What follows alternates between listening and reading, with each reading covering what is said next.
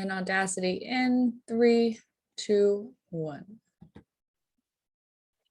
Hi guys, and welcome back to the Barbell Lifestyle Podcast. I'm your host, Christina Lynn, and I'm here with my co-host, Marissa Roy. And in today's episode, we're going to discuss all about your why. Yeah, and I am actually very excited for this one. We were kind of like, what topic are we going to do today? But we looked at the outlines that we had like kind of drafted already. And this one really stuck out to me because this is something that I've been talking with a lot of new or potential clients with lately. And I think it's really important that we discuss why it is so important to have a good foundational why to everything that you do with your fitness journey. Because I feel like we all kind of get to a point at some point in this journey where we're like, why am I doing all this? Like, why do I put all this effort into my nutrition, my training, my body, like this endeavor that kind of seems selfish in a way in some perspectives. And so it's like when we are doubting our progress or we're doubting why we're doing what we're doing, it's good to have this, kind of anchor to keep us grounded and to keep us motivated towards what matters to us most. I agree. And it's something that is especially important if you are a prep competitor, because dieting can get really, really hard and really tough sometimes. So it's really good to have this kind of like, why am I torturing myself? Yeah, absolutely. I would even say too, like, I feel like a lot of times people can white knuckle their way through a contest prep, but like if we're just kind of, I feel like a lot of times it can feel aimless when you have just regular, want to live a healthier lifestyle type goals of like, I just want to be healthier, live better. And so it's like when you go out to eat, how do you get yourself to make that quote unquote right choice more times than not, when it's like your goal's kind of arbitrary or like it's not super specific. So I think just speaking to both people, the competitors today who just really need that kick in the ass, and then also the people who just need that reminder to keep going, because maybe it's not something that you've always prioritized and it's something you're trying to work on prioritizing. I think it'll be a really good message today. Yeah, I agree. And going back to contest prep, we've talked about it before that it's kind of like off season is hard.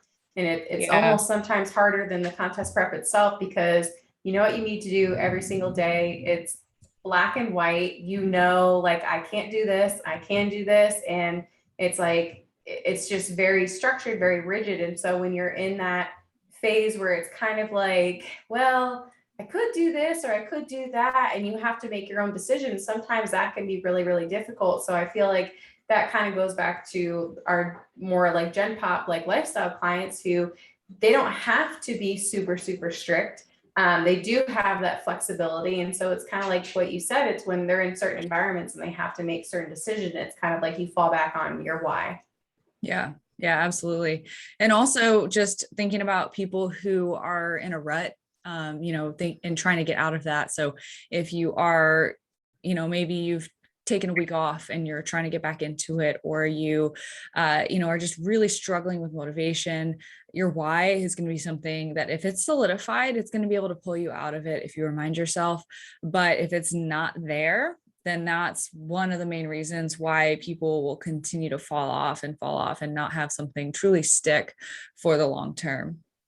So I kind of wanted to get into just like when I ask someone, what is your why? Like, why are you doing this? Why did you reach out to me? Why are we talking about coaching? Why are we talking about your goals? And then the answer I get is like, well, I just really want to lose 5 pounds. And I'm sitting here like, that's it. That is like the end all be all goal of your entire life. And that's what drives you every day is 5 pounds. And like, when you frame it like that, you're like, oh, that sounds kind of ridiculous. I don't say that to people on a call, like obviously not, but I try to dig deeper than that, because I think it is deeper than that. It's deeper than 5 pounds or even 10 or 20 pounds. Yeah. So I'll have clients who same thing, they'll talk about, I want to lose some weight. I want to do this. I want to do that. I want to look like this. And then I get to, okay, well, what is your why? Like, why do you want to do this? And then I think a lot of parents and a lot of moms specifically They're like, well, I want to be able to keep up with my children. I want to be able to live a healthier lifestyle. So they adopt the same lifestyle, or so I can live long and be with my kids. And so it might sometimes on the surface level feel like 5 pounds, but then really thinking about it and digging deeper and saying, well, what's behind that? What's behind those 5 pounds? And it's, setting up the healthy habits that will get you into a better place and living a longer, healthier lifestyle. So sometimes it takes some journaling or some like inward kind of thought process and figuring out and digging a little bit deeper. Yeah, I remember, and this is pretty related as well, when it comes to like losing those 5 pounds or those 10 pounds. And I'm like, is that really what we want here? And so I've actually had a couple of calls recently that have been really just groundbreaking in terms of mentality and breaking beliefs in my clients when, they are a certain weight, they want to be a certain weight, and that certain weight is maybe 10 pounds away. And I'm looking at their progress and I'm like, and this goes back to literally last episode where we talked about body recomposition and how the weight on the scale is not everything. If you haven't listened to that, please go listen to that. Such a good episode. But like on that note, it's like, I'm looking at their progress. I'm looking at the changes that they've made with their habits. And I'm like, okay, let me ask you this. Like, if you, and so I asked a client, what is it about that weight that you want? Like, what was associated with that? And I think this stems from our conversation a while back with Dr. Fundero, where we talked about body image. And I was like, okay, well, at that weight, let's say it's 140 pounds or something like that. At that weight, what was your life like? What did you feel like in your body? And then we got into it, right? So it was, well, I felt like I wasn't questioning, whether or not I was taking care of myself. I felt like I was confident with the way that I looked in clothes and in photos, and I wasn't talking negatively to myself on a day-to-day basis. And I was like, okay, so let me ask you this. If you had all of those things with your mindset, if you were confident, you liked the way you looked in photos, you weren't bashing yourself, but you weighed what you did now, would you be bothered? And I just got like dead silence for like legit 20 seconds. And I was like, just letting her think about it. And she was like, is that a trick question? And I was like, no, like I'm being serious. Like, would you be bothered? She's like, I guess not. Right. And so we have these things that we associate our body weight with, or the weight we were in college, or the weight we were before we had a baby, like whatever it is.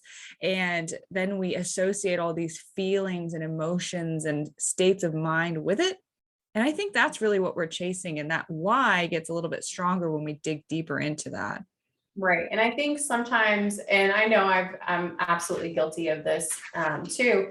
It's, we think that, if I'm unhappy with myself, if I lose these 5 to 10 pounds, I'm finally going to be happy. And they think that weight loss is going to solve all the problems that they have. And so what we typically find is it's not the outcome, but it's the journey that kind of helps you get to that happiness. And it sometimes doesn't. You sometimes lose, those 5, 10 pounds, and you could even lose 15 or 20 and you're still unhappy with yourself. So a lot of times when we are, especially as coaches, well, we do a lot of things based on how you look physically and training and how you're eating. We're also doing a lot of mental work too, because that I think it's like you said, it's like you can have a client who loses 5 pounds and isn't happy with their progress because of how they feel internally. And you can have someone who doesn't lose any weight, but changes their lifestyle, changes how they feel about themselves, and is happy with their results.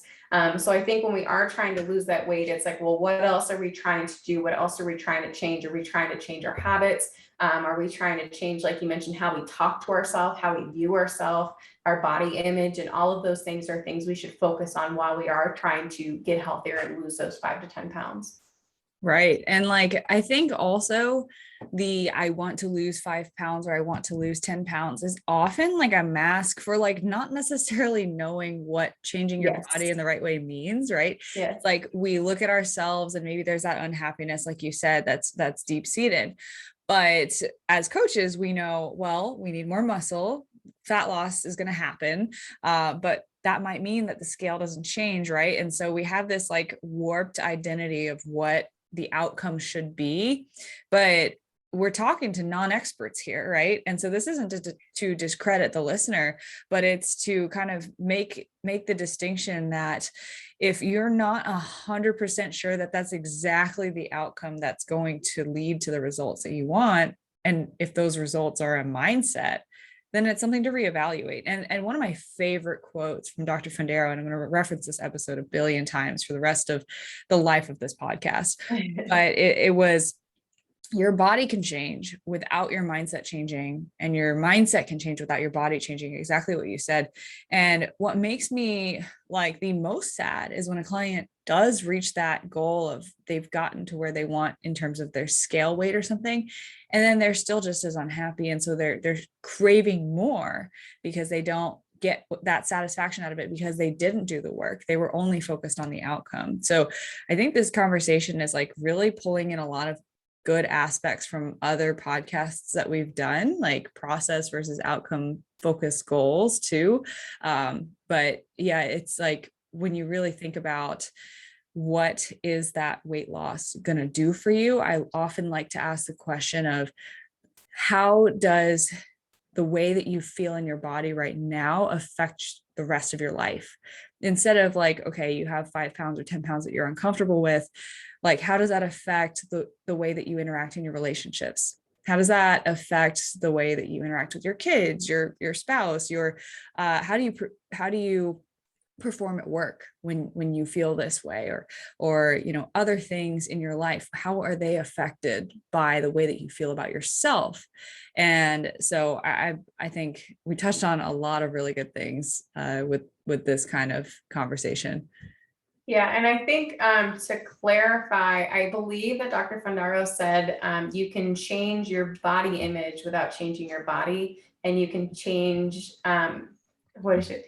You can change your body without changing your body image. You can change your body image without changing your body, right? Yeah. Or that, I think it was body image. Yeah. Or mindset, body image. But I think that they go hand in hand. Yeah. Yeah. Yeah. But again, I think it really says a lot, because if you're not doing the internal work and you make changes, it almost doesn't even really matter. And so the same thing that you were telling your client, like, if you don't lose any weight, would you be happy? I say the same thing with my clients, but I'm like, if you were to gain 10 pounds, but you felt confident and you felt happier and you felt that, would you be okay with that? And same thing, they're kind of hesitant. They're like, yeah, no, I guess I would be. And so a lot of it comes down to, like we were saying before, it's not necessarily the scale number, but I think because, and especially as females, we place so much emphasis on the scale, and we think that if it goes down, we're doing something right. If it goes up, we're doing something wrong, regardless of what our habits are. And so I think that it's again, as coaches, we try to do it very gently, but to not place as much emphasis on the scale. But again, I think it really just comes down to solidifying the why, and doing that internal work throughout the process. Yeah, absolutely. I know this isn't really 100% related, but I think it'd be a good idea to just give a couple of examples of what that internal work could look like for someone. So some examples that I give are going from negative to neutral. So I used to actually preach going negative to positive, or just countering your negative statements that you say to yourself, but a lot of times that's really hard to do. So what negative to neutral is basically when you catch yourself. So the first practice is just catching yourself in the act of degrading yourself and saying something rude or mean to yourself in the mirror, the way you fit in clothes, the way you look, whatever it is. Catching yourself do that and just becoming aware of the fact that you are having those thoughts or saying those things out loud to yourself. And then instead of trying to just flip the script from like, wow, I look horrible today, to I love the way I look, because like that just feels fake, going to a neutral statement, just going from I hate how I look today to this is how I look today. And then eventually you can start to flip that script more to be a little bit more positive, and then start to actually practice positive affirmations with yourself. But that first step is something that is newer to me, but I've been working with my clients on it, and it's been definitely a game changer in terms of actually being able to take action on your thoughts. Yeah. And I think another thing when we come and we talk about the examples of internal work, one of the things that I talk about is kind of that, like, either having more flexibility or implying or implementing more restrictions. So I think that there are sometimes, again, different clients, different situations, that being in, let's say, a social situation where we're out at a restaurant, and for some people, saying no and saying, I'm not going to have bread with dinner, or I'm going to skip on bread so I can have a glass of wine, or, I'm not going to have dessert because everyone else is getting something, or I really want, this huge thing of pasta, but instead I'm going to opt for, chicken and veggies or something like that. And for them, having some level of restraint is good. And that is something that they don't typically do. They used to order just whatever they wanted without thinking about it. So implementing some level of restriction is good for them, that they're setting boundaries, they're learning that they can say no, that they have the discipline in situations, and that helps them feel better mentally, and they feel more in control the next time that they're in a certain situation like that. And then you have other people where they maybe skipped out on social events because they were too scared and they didn't want to, and they didn't want to give up control. They didn't want to eat things that other people weren't preparing. And then going out to eat and ordering something like a burger might be this, it's not the same, but it's the same.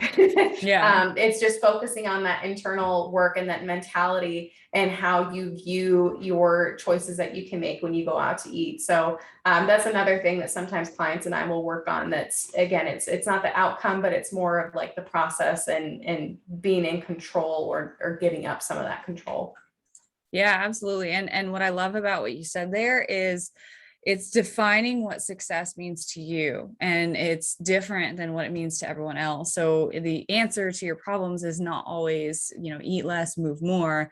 It's really, really context dependent on the individual. So I love that example that you gave, because it really does come down to, what is your end ideal lifestyle, ideal goal, right? And so a lot of times an exercise that I have clients do, so this will kind of relate to that internal work and also to the why, is picturing what your ideal life looks like, or an ideal day in your life might look like when you've reached the goal that you have. And it's important to go through this because we often have outcome-centered goals like, I want to lose 5 pounds, I want to lose 10 pounds. But then when we think about that ideal life, it's like, okay, I wake up and I make high protein, satiating breakfast with lots of green vegetables or fruits that make me energized and feel good for the day.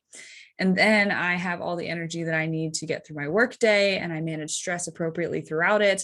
And I make sure I take a break for lunch, and I prioritize my self-care in order to be able to take that break and set that boundary. So I have a lunch break, and et cetera, et cetera, et cetera. Right. And so when we envision that, we're not saying, oh, like I wake up in the morning and I measure my waist circumference and it's this amount, and then I step on the scale and I'm exactly this weight every day. Like that's not the outcome we envision.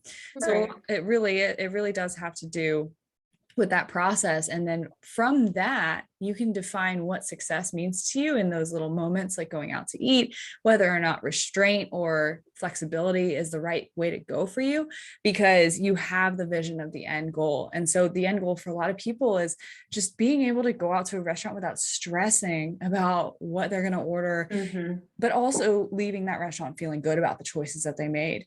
And so that is a different decision for each person, like you said, but you can pull that from that end vision that you've created. And then all of a sudden you have the path that you're supposed to walk on from that goal setting exercise. Yeah. And I think that exercise is also really important too, because you talk about, okay, what does my end goal look like? And so you can kind of pull from that and say, well, what are some things you think you could implement now? Like what's stopping you from living that life or having that day now? So do you think you can just this week focus on that high protein breakfast with fruit? Do you think you can implement that? Well, what's another one of your end goals that you can implement maybe next week or the week before? And it kind of almost gives you not like a map, but just things that you can start implementing in your day to day to kind of get you closer to your ideal perfect day. Right, right. And it's like within that perfect day, that perfect life, it's like, okay, when we talked about digging deeper into your why, we were like, okay, well, how does this pain, this 5 pounds, this 10 pounds, how does this affect your relationships, your relationship with yourself, your self-image? So then when we picture that life, it's like, I have good relationships, I'm happy with my family, I see friends regularly. And so it's like we have to kind of take that into account there too, that this whole lifestyle encompasses more than just the food that we eat and how we move, but also how we interact with others. And that all stems with how we interact with ourselves. So a lot of what we said with the internal work and making sure to do that along the journey is so, so, so important. And the other thing that I think we get clarity from with this envisioning our ideal life, our end goal day sort of thing, is when we are getting like clickbaited into the keto diet or the, intermittent fasting or like the lose 10 pounds quick methods that are marketed on Instagram and social media, it's like we get the clarity from the end vision to see like, okay, it doesn't make sense for me to just completely toss everything I thought I knew about nutrition out the window and just start intermittent fasting, right? It doesn't make sense for me to like run around like chanting something weird because like this guru said that it was gonna work and like make me lose extra weight because like the weight loss god said so. So it's like you get clarity from the end goal that those extreme approaches don't make sense because you have to take those one step at a time little things in your day-to-day life to get to where you want to be. Right. And earlier I was referencing that a lot of people throughout their journey, they become more confident, and it's because of their actions more so than the results. So it's not the fact that I lost 5 or 10 pounds, so therefore I am more confident. A lot of clients are like, wow, I was able to stick to my workout routine and track macros, even though I was in a really stressful spot with my job. In the past, I would have just thrown that out the window and, binge eat whatever I would stress eat. I would stop my workout routine, and then I would fall into this trap of not working out for months on end. So they're like, I learned that I do have the ability to keep up with my routines, that I can't imagine my life without resistance training. I feel more confident at work because I know that I'm able to stick to this and I'm able to do it and I'm doing it well and I'm seeing results. So it's not the fact that they've lost 5 or 10 pounds. It's the fact that they know that they've built in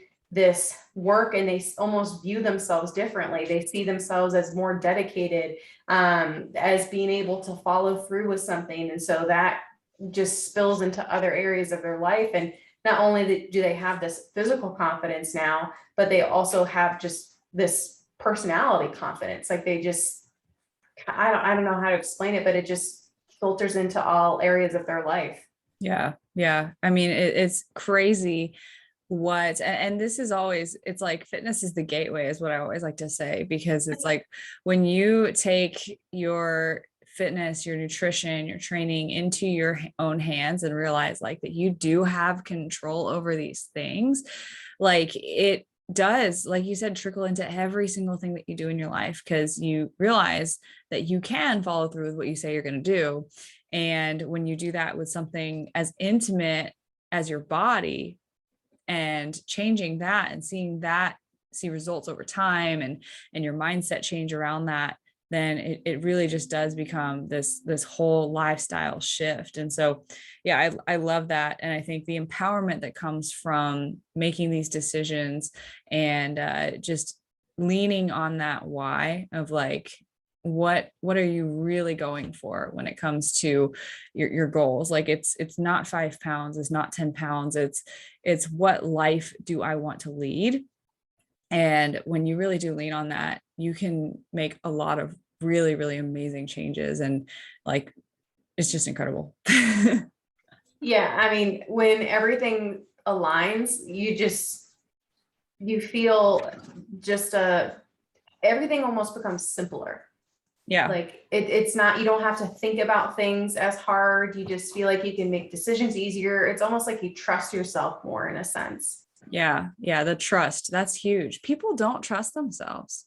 Mm-hmm. People really don't. And I found this to be very, very apparent on these same calls where we're talking about, okay, why do you want to work with me? Why do you want to lose 5 pounds? Why do you want to lose 10 pounds? And then we get to the point where it's like, okay, are we making a commitment? And then it's like, I need to think about it. And then I don't hear back for like 4 days. And then it's like, it's just, I can't afford it. It's too much. It's too much money. Right. Right. And then it's like, okay, well, what really happened here? Self-doubt happened, because when you're making an investment on yourself, and personally, I've made some big investments on myself lately that have made me go through this process myself. So I'll speak on that because I think it's really important. I had the internal crisis of, can I trust myself to follow through on this if I make this investment, or am I going to be wasting my time, wasting my money? And I think everyone who gets on one of those calls with either you or I goes through the exact same thing.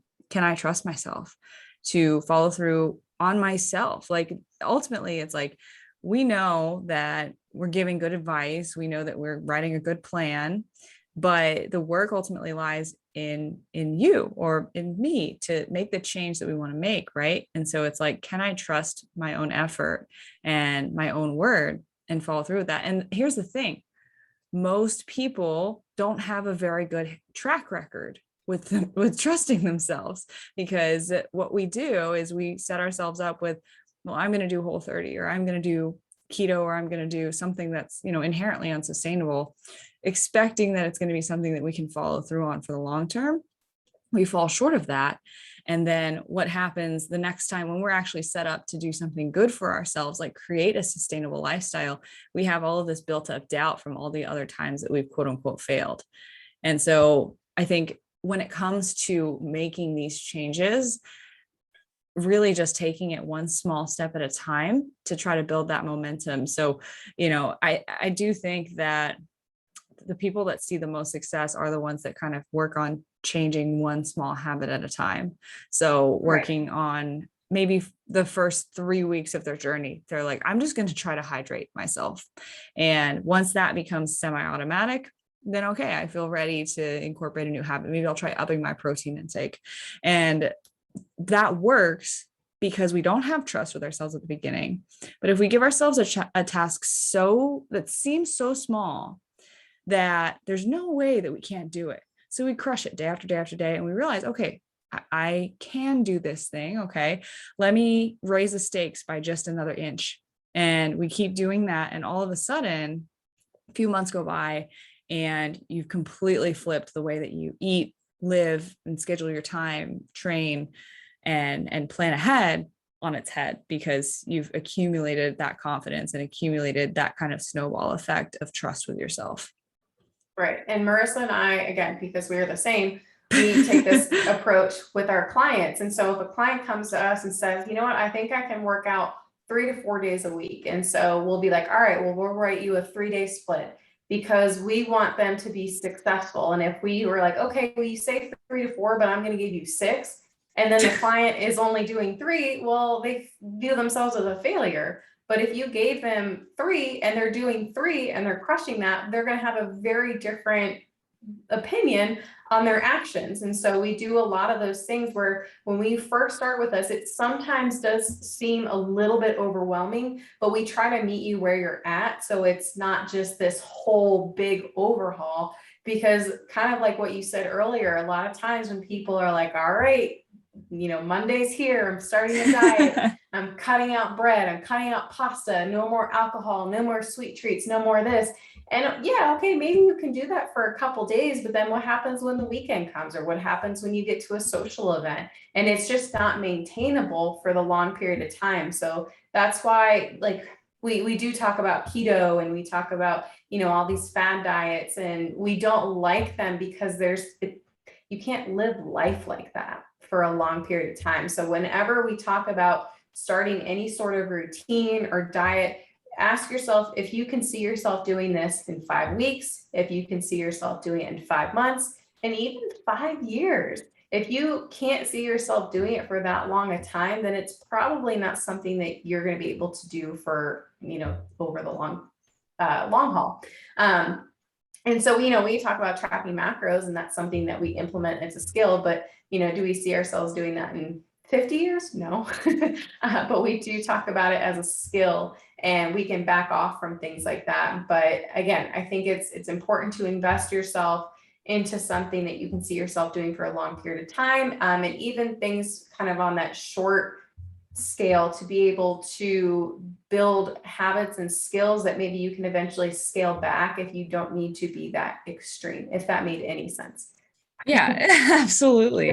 And one thing I wanted to add on to is one of the ways that I kind of gauge this, and to the listener, I want you guys to use this tool. This is something that I ask clients very often. Sometimes I don't get the response that I'm looking for, and I ask it again because I'm like, no, I literally want you to tell me the number. But I'll ask, on a scale of 1 to 10, how confident are you that you could make this change this week? So if that's going from drinking 1 bottle of water to 3 or 1 bottle of water to 2, I ask that question. So let's use that example, right? Like, I want to go from drinking 1 of these water bottles to a gallon a day.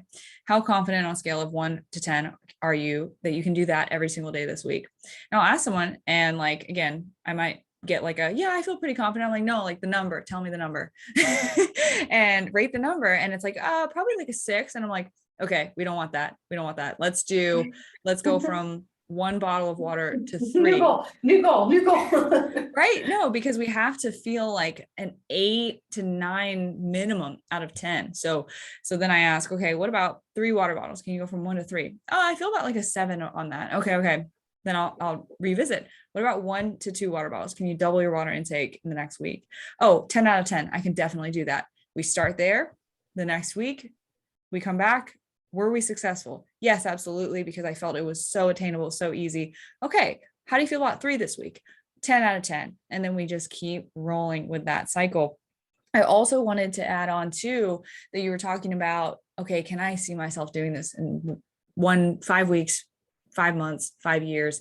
And I wanted to also distinguish the fact that sustainability in terms of what you do with your diet or what you do with your training or what that schedule looks like, it's going to depend on the person, and it's going to depend on the context as well of your life. So that's always going to be changing. So a lot of times it's I hear this from a lot of people. It's you feel like you finally got it figured out with your routine, and then all of a sudden something changes in your life, and then you're just doing it all over again. But that's kind of the way that it goes for a lot of people, especially in big season of life changes. But for example, personally, and we've talked about this in multiple episodes, I'm a little bit more of a psycho when it comes to my nutrition. And for me, if you ask me, could I see myself tracking my macros consistently for the next 5 years? Right now, my answer is yeah, that doesn't sound like a ton of work. I could totally do that. That's how my brain works. And that's a low effort thing that I do. But if you asked any one of my clients, they'd be like, hell no. And I do not have that expectation for them. And that's why we don't work on being dependent on that. But it's well, I plan on probably competing for the next 5 years. So my context makes sense. And my phase of life makes sense. I don't have additional responsibilities outside of work. I don't have a family, all of that.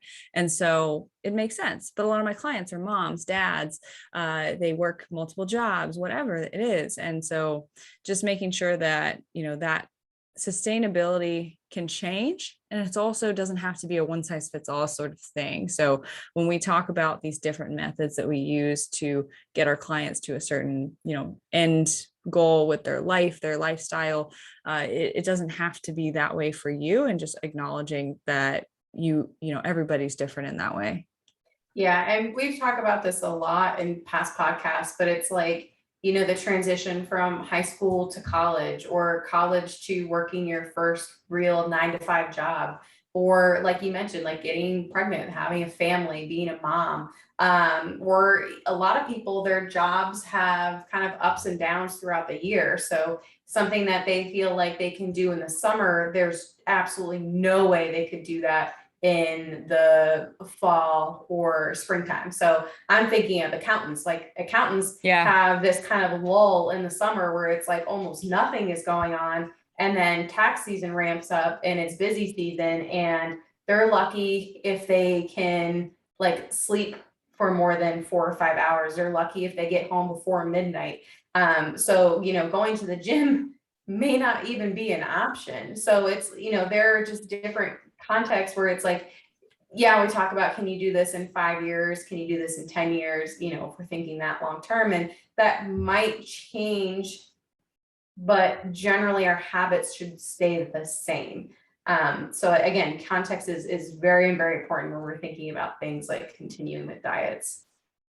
Yeah. Or even healthy habits. Yeah, that's a good point about the habits staying the same. So it's like, okay, can you see yourself tracking your macros in 5 years? You ask most people that, they're going to say no. And then you ask them, okay, well, what about the stuff that you kind of do when you track macros? Does that stick for, the next 5 years? So I get the question like, well, what do you mean? And I'm like, okay, well, center your meals around lean protein, eating, well-spaced meals across the day, hydrating, making sure you get plenty of different fiber sources in your diet from fruits and vegetables, that kind of stuff. And it's like, oh yeah, absolutely. Like that kind of stuff sticks. So it's like, okay, making sure that those habits do stick around for the long term. And I think kind of going back to the why too, like just acknowledging that kind of that understanding of things can help to better your decision making with whether it's short-term decisions of like, do I want the donut now, or do I want to, put it off for next time or whatnot. Right. And so it's like, we're kind of thinking about just in general, no matter what we're doing, whether it's something that's inherently sustainable or unsustainable for us, how does that help us make decisions? And so whether it's the macro tracking, can I fit it in my macros, or like, am I just trying to, lean on that end picture that I have? And does this decision that I make today fit into that picture, or does it deviate from it? Like, does it align with that? And so we can kind of look at our short-term gratification versus our long-term gratification. Like, are we serving that bigger picture that we want? Right. And I think the other thing too, and again, you've talked about this before, like you have a client who is like, I want to diet. I want to lose these, 5 pounds. It's something that's really important to me. And then their actions week after week after week contradict that. So it's like, okay, I hear that you want to diet. I hear that this is something that's really important to you, but you're skipping your cardio, you're going out on the weekends and you're having happy hours and you're getting, you're having way too much alcohol. You're having too many, free meals, and you're not sticking to your macros, and you're not doing what you need to do. So I hear you saying that you want to diet, however, your actions are not aligning with that. So what do we think what we need to do? How can we realign those things? Or do we think it's time to kind of change your goal, what you're focusing on?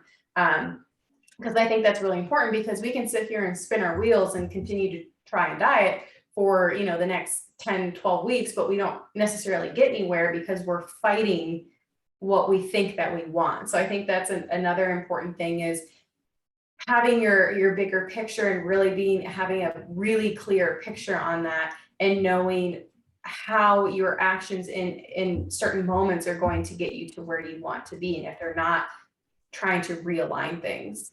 Yeah, that's huge. And I think what I wrote down for this was like, when your why, so like that end goal, that picture of like, what does your life look like, it doesn't align with what you're saying you're trying to do. So dieting for a lot of people is what we think the solution is to get that end result. But in reality, it's a lot of sustainable habit changes. It's a lot of just making sure we're focused on the bigger picture and making choices that serve our long-term health and our long-term happiness. And so when we start to get out of alignment, we start to feel really like flustered, and like there's a lot of friction that happens, because like you said, it's like we're fighting against what we want. And it really just takes like sitting down with that and realizing like, why is it that I keep craving this thing? And then you have to come between these two different options of like, is this actually what I want? and I need to shift my expectations of what I need to do and how I need to behave in order to get that goal. So if you sit down with it and you're like, I think the reason why I've been saying, I want to diet is because I'm unhappy with this, this, and this, and it doesn't match up with, what I thought my end goal was. Like I think that that's different. And I think it looks like this now. Then, okay, we can kind of rephrase and we can revisualize what that looks like and get into, okay, now we need to revamp, change our actions and make sure everything's back in alignment. Or we go to the realization that what's really happening is what we initially thought is not what we needed to do. So we need to make sure that we get that back into alignment by just serving the bigger picture. I find the latter happens a lot more than the former. It's very, very often when people are like, I want to diet, I want to lose fat. And I'm like, is that really what you want? Like, no, it's probably not. And a lot of times people know that too. It's just they need to be reminded of it because we're constantly bombarded with all of the media and all of the fat loss ads and all of the weight loss coaches. And so we just think that like weight loss is just the solution to our life's problems. But really, it's like, what is it really a mask for? Yeah, and I think a lot of times, and social media, I think has made this very apparent, is we always focus and fixate on what we don't have, and that's what we want. So I feel this so hard when I'm in prep. I look at people in their off season and I'm like, oh my gosh, like I want freedom. I want to have a social life. I want to be able to have a burger and not care about it. And then when I'm in my off season, I'm like, man, I want abs. Like I want to be training. I want to be doing cardio. Like I want that structure and routine. And it's like you fixate on what you don't have. And I almost feel like a lot of people do this with like lagging body parts too, because like there are some people who, and I dislike these people because I don't have this, who have very lean midsections and they might have like a bunch of fat everywhere else in their body, but for some reason their midsections, like they have like a six pack. And I get so frustrated because that is the first place I gain weight and it's the last place that I lose it. So for me, having like visible abs is like a really big deal. And then I get caught up on that. And whereas that person might feel like, man, no matter what I do, I can't get arm definition or I can't get leg definition. And that's what they want. And that's what they fixate on. They're like, I don't care about my abs. Like I want arm definition.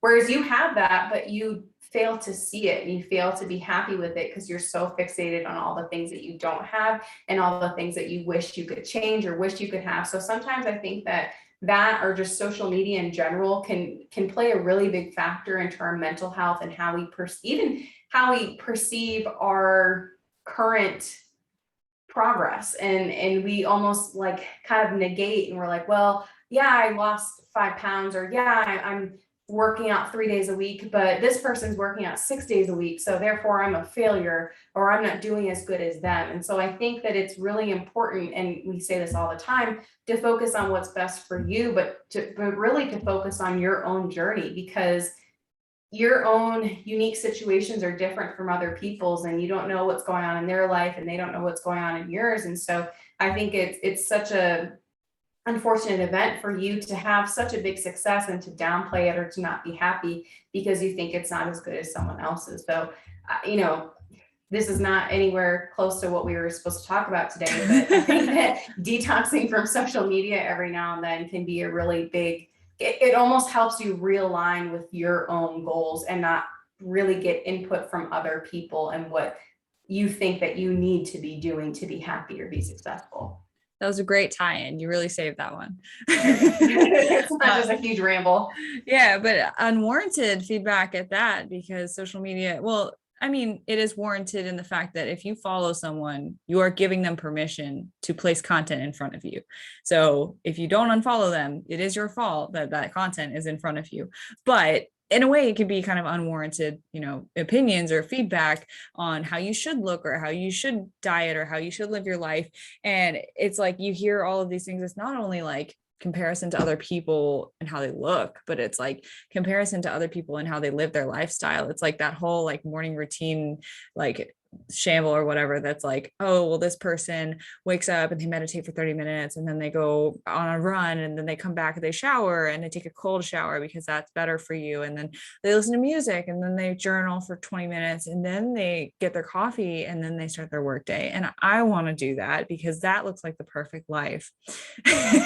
And like, it's like, okay, well, how does that even fit into the picture? Like, you got a mom with 3 kids and like she's taking them all to school. It's like there's no way that that's going to be a part of her life.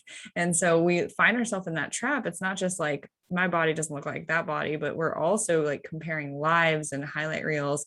And it really does pull, well, comparison is the thief of all joy.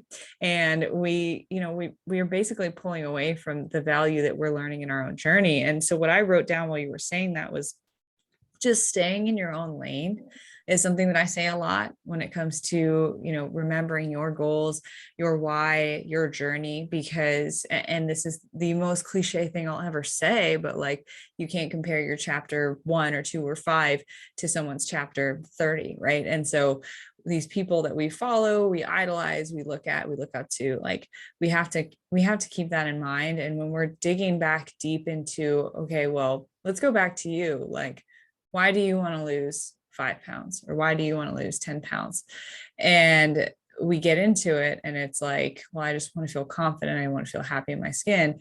If we're spending all of our time looking on social media and just draining ourselves of the possibility of that confidence, then, we really need to take a step back and reevaluate that.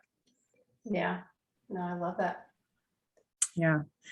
Yeah. So I think we're like probably 3/4 to maybe almost all the way done with this episode, but like we were like, let's talk about our why. But I think that this episode is going to be like, why it's not just 5 pounds or something. Yeah. Something like that. Yeah. Or yeah. I mean, I think it goes back to the episode we did with Chris on episode 38, right? 38, where it's like, a lot of times we think we need to lose 5 or 10, but it's actually we need to gain 5 or 10. And so I thought that was just a really powerful one. So again, we already said at the beginning, but if you haven't listened to this episode, highly recommend going back and listening to 38. Yeah.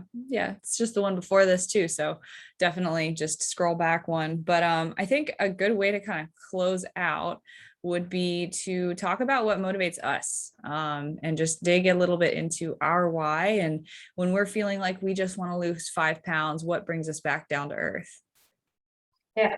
So for me, and again, same thing for you, we're coaches. And so we want to set good examples for our clients. And sometimes I will think, and you guys may not think that, all my clients who are listening, but sometimes I will be in social situations and, sometimes I have the tendency to like chips are my downfall. And I always bring up this example with my clients, but I'm like, well, what is the advice I give to my clients? Like, I should be able to follow my own advice in situations like this. And, I do think about my clients and I think about how, they go somewhere and they're tempted to drink when they don't want to, or they get unnecessary comments from friends or family members about things that they're eating. And so I try to be very mindful of that and think about how my clients might react in certain situations. So I always like to think about like, I like to stand up for myself a lot more because I'm like, if I can do it, my clients can do it too. So being very firm with my decisions, whether that's with my friends or my family, or setting limits with myself and being able to adhere to that when I go out. So I like to, again, think of myself as a coach in those certain situations. And then my why is like, I like to eat to properly fuel my body so I feel good, because I know that when I get out of alignment and I kind of eat sloppy or I'm not really thinking about what I'm eating, I don't feel good. And that's both mentally and physically. So I do this because I want to feel better for myself in different situations. And I feel like when I am applying some level of restriction or discipline in areas, I just overall feel better about who I am and the decisions that I make, rather than just being like, well, F it, I'm just going to do this, or F it, I'm just going to do that and do whatever I want. I feel like I don't like how I feel both mentally and physically. So those are two pretty big whys without getting like too deep into the conversation, but I'd love to hear yours. Yeah, absolutely. So very, very similar, especially with the whole being a coach and walking the walk is what I like to call it, because ultimately, like, I have a lot of people that look up to me for guidance and advice, and I feel honored to be in that position. And so it's like, if I'm not living that out and what I talk about with my clients, then I'm, what am I even doing here? Right. And so one of the examples that I've actually been thinking about a lot lately is with a lot of people, we've kind of been trying to work on this journey to get away from being super, super rigid or tracking every single macro all the time with a lot of my people. And so we've been using the hunger, fullness, Likert scale for a lot of them. And there was a day where I realized that I had eaten lunch at noon, because for some reason I was always eating it at noon, but I wasn't hungry before I ate it. I wasn't hungry after I ate it. And what we've been trying to work on with these people is, okay, well, let's tune in. Let's just see where we're at. Are we hungry? Are we full? How hungry are we? How full are we? And then maybe we try to make a decision based on that assessment. So I had been assessing myself and I was like, yeah, I'm definitely not hungry, but it's lunchtime. So like, we're going to do it. And, and then like that next day I was like, no, like, noon came around and I was like, I'm still full from breakfast. So I'm going to sit here and I'm going to keep working until I'm not still full from breakfast. So an hour goes by. And then I was like, okay, I'm ready to eat now. And it felt really good to make that decision, not only because like, well, yeah, it felt good to actually listen to my body's schedule, but also to honor the same system that I've been teaching other people, and to realize that I can do it and they can do it. And it just made it so much more relatable to actually talk about it with them. And so that's been a huge thing, as well as setting boundaries. So when I've got a business line to text my clients from that's separate from my personal, a lot of them were like, wow, Marissa, like that really inspired me to start setting my own boundaries from work, because like we just end up talking about a lot of stuff that isn't necessarily food or workouts, but setting healthy boundaries, sleep habits, routines, that sort of thing. And so when we talk about shut off times from work, or making sure to take a lunch break, or separating personal and work life, those are all things that play into our mental and physical health journey.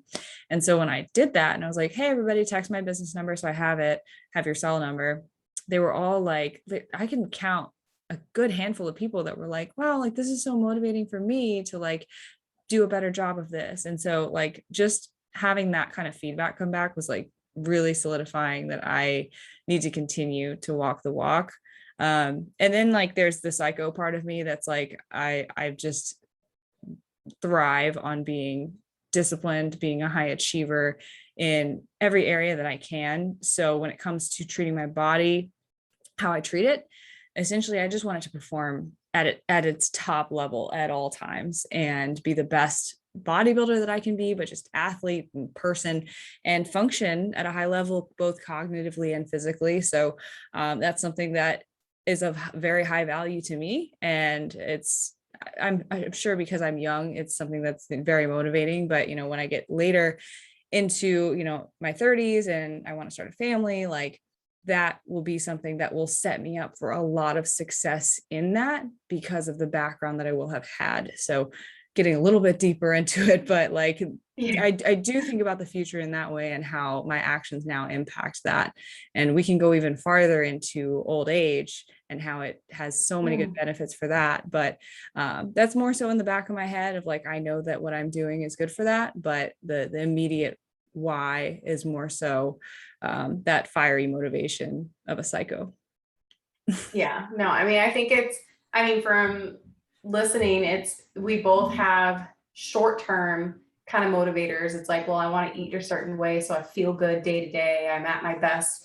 So I can be the best athlete for my workouts that day. So I can be the best coach for my clients that day. But then also having this deeper, like, just kind of like knowing that by doing this every single day, it's going to affect how I am in the future as well. So it's like, we know it's going to help us both in the short term and long term. Yeah. And those short-term ones we can't discredit because it's like that's what keeps us going. It's like day to day to day. That's what builds the momentum for Right. us to know that we can actually carry this out for the next decade or 20, 30, 40 years. Yeah. And again, I think it's really easy for people to get so caught up on the outcome and not realizing that just small changes day to day add up so much over time and can make such a big difference. So I mean, I think there's so many episodes that we've referenced in this podcast today, but going back and listening to the process versus outcome one, episode 38, the body recomposition, just so many, just go back and listen to all of them. Shameless plug. Yeah. Big shameless plug. Yeah. But yeah, I mean, this was supposed to be just about our why, but it turned into a billion different things, which I'm really glad it did because like, and I was like, before we got on this too, I was like, Christina, I'm nervous. This is the first time we've recorded in like a couple of weeks, like a solo episode with just us two, in a few weeks, I feel like. And so I was like, I'm nervous. I don't know how to podcast anymore. But I like that it was just, we allowed it to flow and Yeah. just go where it needed to go, because I think it's a Yeah. really good message for everyone who's listening and is still here after 56 minutes. Yeah. And we were like, oh, let's do a short one today. Yeah. Oops. Regular length. Yeah. Hey, we're keeping it under an hour, right? Yeah. That's pretty good. Well, do you want to wrap up or? Yeah. I mean, I think just to give it a final thought, really just, if you're listening to this right now, dig into why it is you're doing this when you're feeling like you're in a rut or you need to, pull some motivation out of your ass or whatever it is. Lean on that why, and have a why that is short-term and long-term, but have it be something that's tied to your core values as a person, and your core values for not only your health and your fitness, but the way that you want to live your life, the way you want to raise a family, the way you want to treat other people, and the way you want to have a relationship with yourself, because it really does come down to that. And that's where we get into, social media, decision-making priorities, and what success means to you. But all of that kind of stems from your self-image and how you talk to yourself, how you perceive yourself. And so doing a lot of that internal work is really important. So to kind of close, another exercise would just be to continue to reaffirm with yourself the person that you want to be, in alignment with your why. So like telling yourself that I am someone who is disciplined. I am someone who works out regularly, treats my body well, and prioritizes self-care. And speaking in a sense of I will, instead of, I hope, I wish, I should, and those sorts of things. And if you start to speak that way intentionally to yourself, you'll start to see those changes really unfold. Yeah, and I think that writing down your goals and writing down your intentions are super important. And we talk about that all the time, like creating your power list. So creating your non-negotiables for those days, things that you need to do in order to have a successful day, successful week. But, having your goals on display. So I know that Marissa used to write them on a whiteboard on her fridge. And now I think she has her goals in front of her on her desk. But it's just something to constantly reference, and it's in your forefront, it's in your mind all the time. And it's not just like, oh, what are my goals? Like, I don't even know. That you're having something that you're being very, what's the word that I'm looking for? Intentional. Yes, you're being very intentional with your actions every single day. Yeah, so they're right behind my second monitor. And speaking of which, we crossed one off this past week, which was get the podcast to 10,000 total listens. So you guys are freaking amazing for getting us to that point. And we really couldn't have done it without you guys. And we did it in a lot shorter of time than I thought we would. What was it? 7.5 months? Mm-hmm. Yeah. So 7.5 months. And that was just my goal for the end of 2021. And we're basically, just past halfway through the year, and we've done it. And it's all thanks to you guys. And we're so excited about that. Yeah, so we're really grateful for you. And in our Instagram page, we always talk about how we are super excited for your feedback, and we love hearing about which episodes really resonate the most with you. And it's funny that you were talking about setting boundaries, because I had a lot of clients after, shoot, which one was it?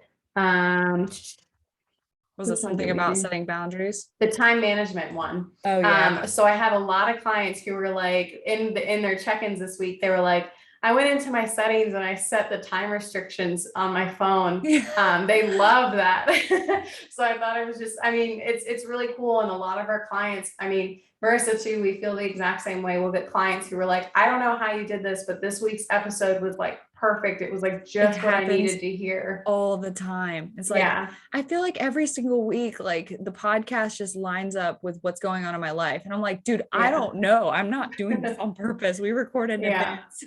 Yeah. So, I mean, we don't do this for us. We do this for you guys. And so this podcast really is for you. And so we do appreciate how supportive you guys have been. And we do want to hear your feedback. So if you have something that you want to DM us, we would love to hear it. Or any other future episodes or topics that you'd like us to touch on. But yeah, 10,000 downloads was really, really cool. So thank you guys for that. Yeah. That's all right. Well, awesome. We'll go ahead and wrap this episode up. So we hope that you enjoyed today's episode. And if you haven't already, make sure you subscribe to the podcast. You can find both of us on Instagram. You can find me at Christy Lynn Fit, and Marissa is at Marissa Roy Fitness. Thank you guys so much for listening, and we hope to see you back next week.